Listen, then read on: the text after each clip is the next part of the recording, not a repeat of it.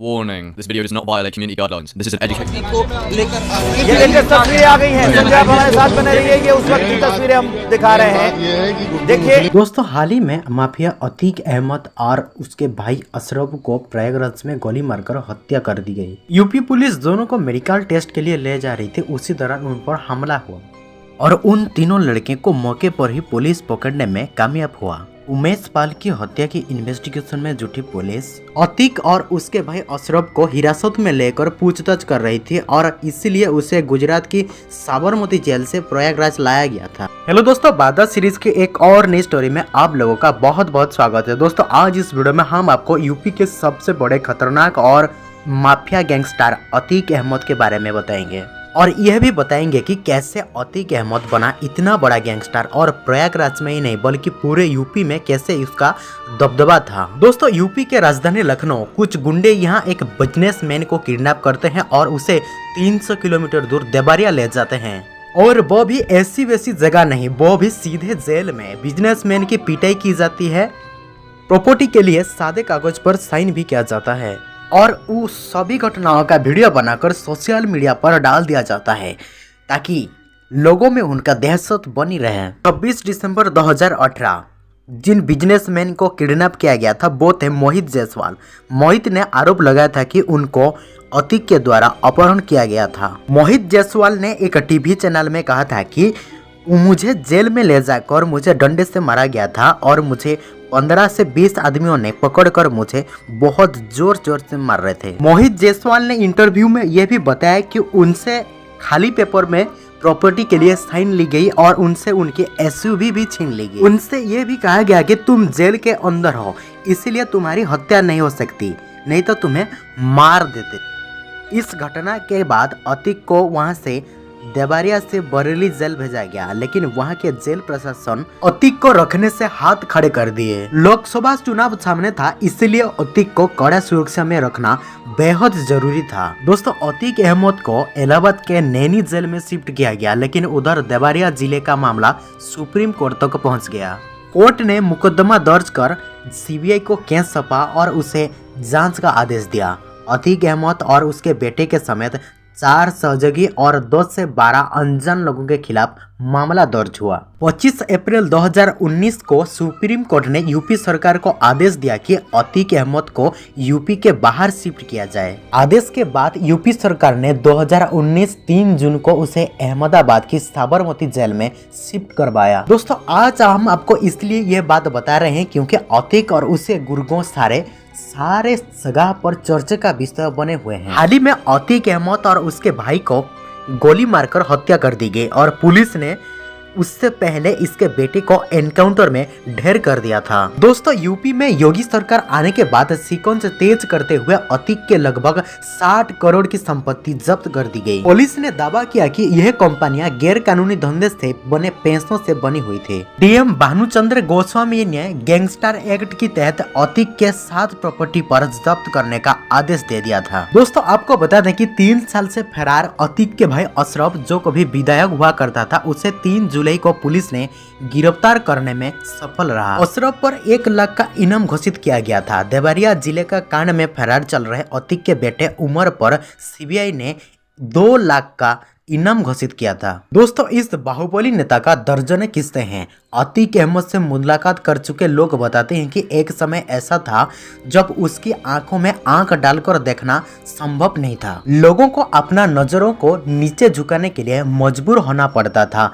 5 feet 6 inch का यह बाहुबली नेता समय के साथ साथ डॉन के रूप में बेहद फेमस हुआ और इसकी शुरुआत होती है 70 की दशक से। दोस्तों, आज के प्रयागराज तो इलाहाबाद हुआ करता था और इलाहाबाद में उन दिनों नए कॉलेज बन रहे थे, खूब ठेके बन रहे थे और नए लड़कों में अमीर बनने का चस्का शुरू हो चुका था। वो अमीर बनने के लिए कुछ भी करने को तैयार थे, मतलब कुछ भी, यानी हत्या और अपहरण भी। दोस्तों, इलाहाबाद में एक मोहल्ला था जो चौकिया के नाम से जाना जाता है। साल था 1979। इस मोहल्ले का एक लड़का हाई स्कूल में फेल हो गया, जिसके पिता इलाहाबाद रेलवे स्टेशन पर तांगा चलाते थे।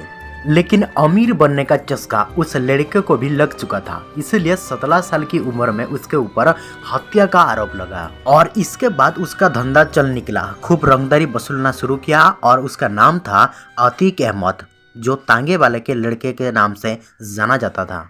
दोस्तों उस समय पुराने शहर में चांद बाबा का खौफ हुआ करता था। पुराने जानकार यह बताते हैं कि पुलिस भी चौकी और रानी मंडी की तरफ जाने से कतराती थी। अगर कोई खाकी वर्दी वाला गलती से भी उस जगह पर चला भी गया तो वो पीट कर ही वापस आती थी। लोग कहते हैं कि उस समय चकिया का उस 20-22 साल का लड़का अतिक ठीक ठाक गुंडा मानने लगा। पुलिस और नेता दोनों उसे साथ दे रहे थे। वो चांद बाबा की खौफ को खत्म करना चाहते थे, इसीलिए वो खौफ से बरकस खौफ को खड़ा करने की कवायद की गई और उसी कवायद का नतीजा था अतिक का उभार, जो आगे चलकर चांद बाबा से ज्यादा पुलिस के लिए खतरा होने वाला था। दोस्तों धीरे धीरे अतिक का दहशत बढ़ता गया और वो फेमस होता गया। साल था 1986। यूपी में वीर बहादुर सिंह का सरकार था और केंद्र में राजीव गांधी। अब तक चकिया के लड़कों का गैंग चांद बाबा से ज्यादा पुलिस के लिए खतरनाक बन चुका था। जिस पुलिस ने सह दी थी, अब पुलिस अतिक और उसके लड़कों को गली गली खोज रही थी। एक दिन पुलिस ने बिना किसी को कुछ कहे पुलिस ने अतिक को उठाकर ले गई। लोगों को लगा कि अब खत्म हो गया है। परिजनों ने इधर उधर खोजना शुरू कर दिया। इसी के बाद इलाहाबाद के ही रहने वाले एक कांग्रेस के सांसद को सूचना दी गई। बताया जाता है कि वो सांसद उस समय प्रधानमंत्री राजीव गांधी के बेहद ही करीबी थे। इसके बाद दिल्ली से फोन आया लखनऊ और लखनऊ से फोन गया सीधे इलाहाबाद और फिर पुलिस ने अतिक को छोड़ दिया। लेकिन अब अतिक पुलिस के लिए नासुर बन चुका था। वो उसे नहीं छोड़ने वाले थे।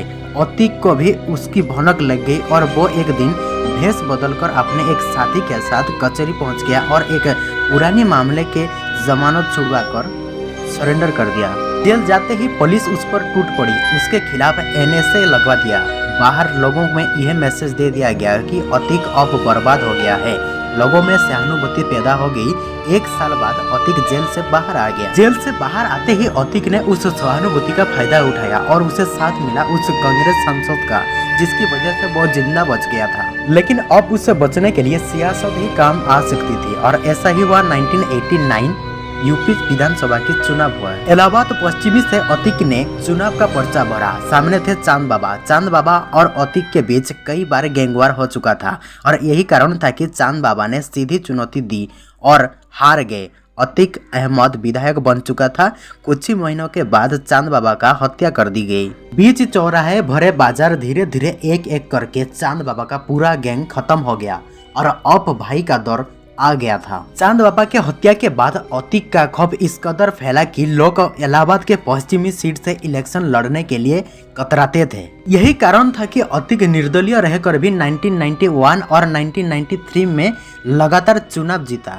इसी बीच अतिक अहमद का समाजवादी पार्टी के साथ उसकी नजदीकी बढ़ी और 1996 में सपा की टिकट से चुनाव लड़कर चौथी बार विधायक बना। फिर 1999 में अपना दल का हाथ थामा और प्रतापगढ़ से चुनाव लड़ा, लेकिन इसी बीच वो जीत नहीं पाया और हार गया। इसके बाद वो 2002 में अपने ही दल से चुनाव लड़ा और पुरानी सीट से 5वीं बार शहर पश्चिमी से विधानसभा पहुंच गया। दोस्तों आपको बता दें कि इलाहाबाद के ही रहने वाले जिस सांसद ने अतिक पर अपना हाथ रखा था वो एक बहुत बड़ा बिजनेसमैन भी थे। इलाहाबाद के ही रहने वाले पुराने लोग बताते हैं कि उसी सांसद के पास निसान और मर्सिडीज जैसी महंगी और लग्जरी कार था। लेकिन अतिक को भी उसका चस्का लग गया था। कुछ ही दिनों में उसने भी विदेशी गाड़ी खरीदना शुरू कर दिया और उसका नाम सांसद के नाम से बड़े होने लगा था। सांसद जी को बात ना गुजरी और ऐसी गुजरी कि विदेशी गाड़ियां ही रखना छोड़ दी। गाड़ियों के बाद नंबर था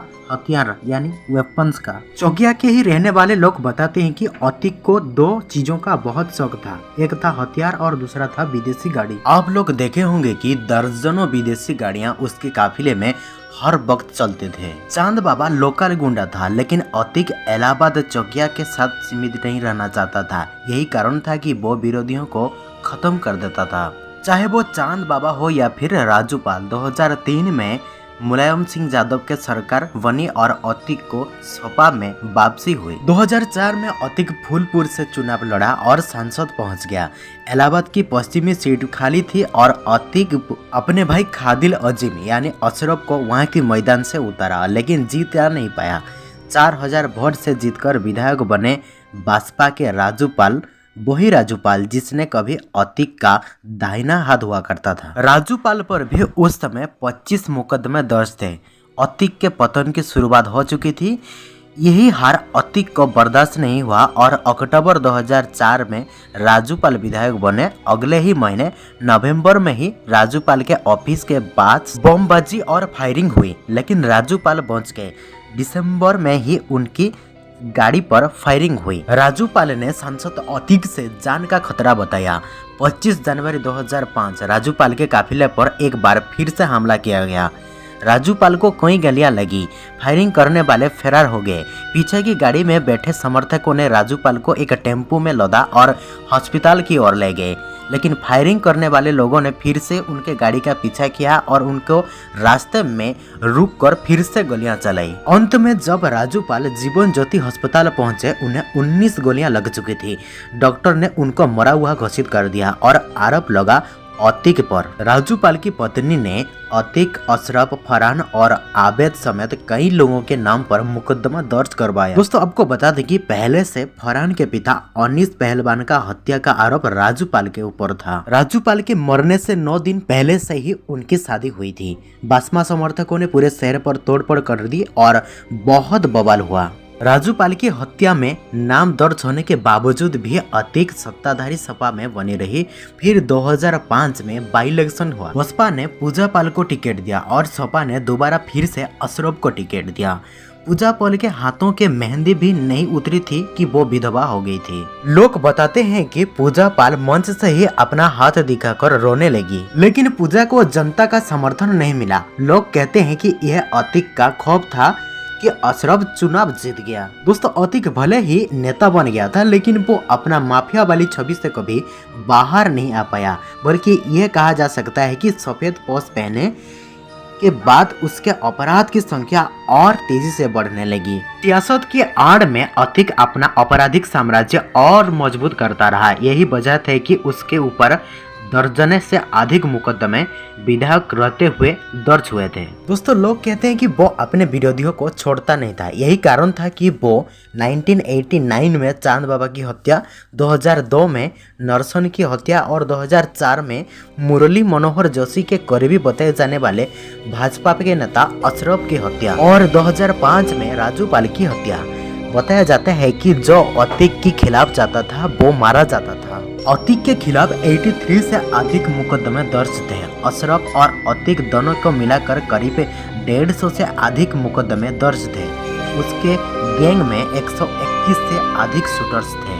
इलाहाबाद के कसली मसारी, चकिया, मारियाडीह और घुमनगंज में उसका अक्सर गैंगवार होता रहता था। साल 2007 में इलाहाबाद पश्चिमी से एक बार फिर पूजा पाल और अशरफ आमने सामने थे।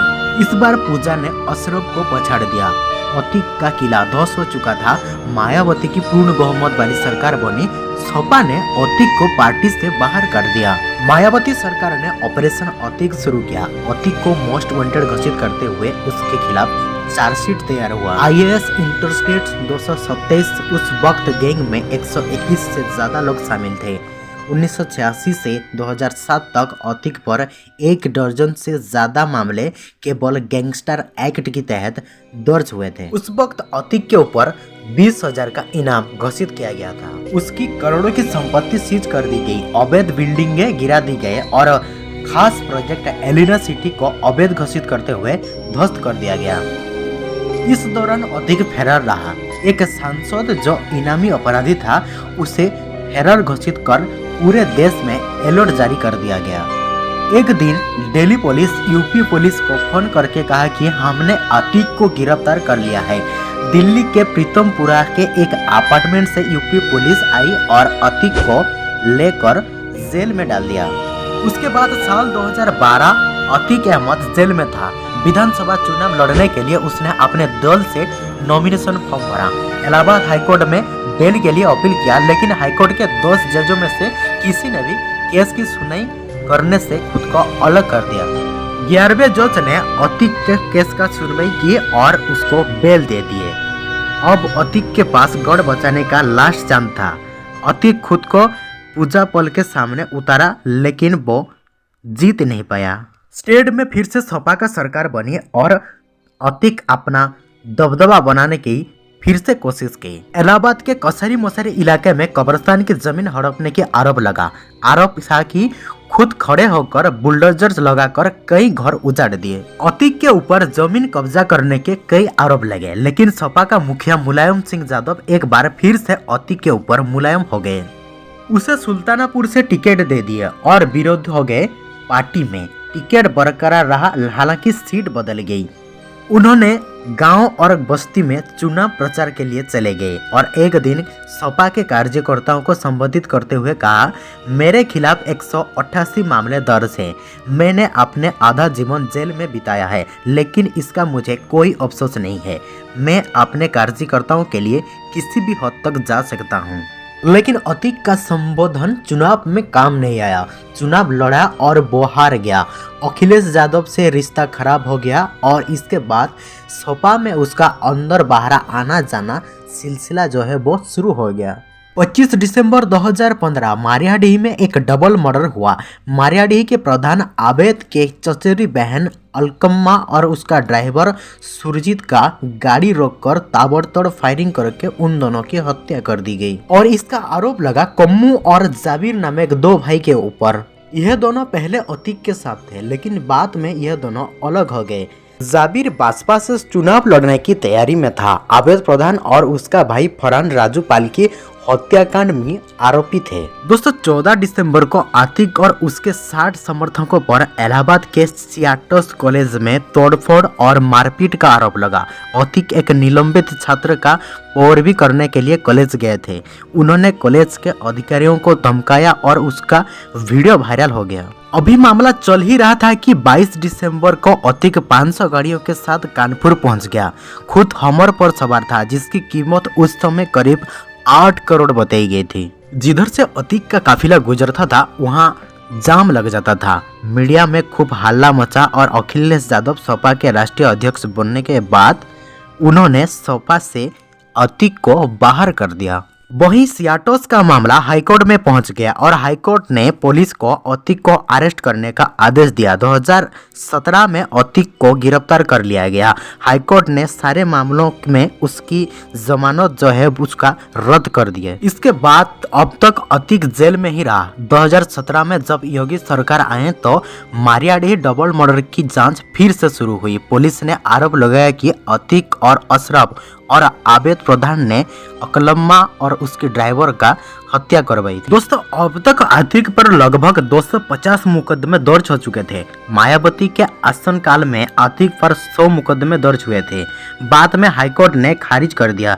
अधिकतर मामले में सबूत के अभाव और गवाहों के मुकर जाने की वजह से अतीक बरी हो चुका था, लेकिन उसका दहशत नहीं रुक रहा था। पुलिस ने एक दिन मेडिकल टेस्ट के लिए अस्पताल ले जा रहा था, तभी 3 हमलावर आए और उनके ऊपर ताबड़तोड़ फायरिंग की, जिसमें अतीक और उसके भाई अशरफ का मौके पर ही मौत हो गया। तो दोस्तों यह था अतीक अहमद के पूरे कुंडली, जो आप लोगों को शायद बहुत अच्छा लगा होगा। अगर हमारा वीडियो आप लोगों को अच्छा लगा है तो हमारे चैनल को सब्सक्राइब करके वीडियो को लाइक कर दीजिए और हाँ कमेंट करके बताइए कि अगला वीडियो किस टॉपिक पे देखना चाहेंगे। तब तक के लिए मिलते हैं एक और वीडियो में।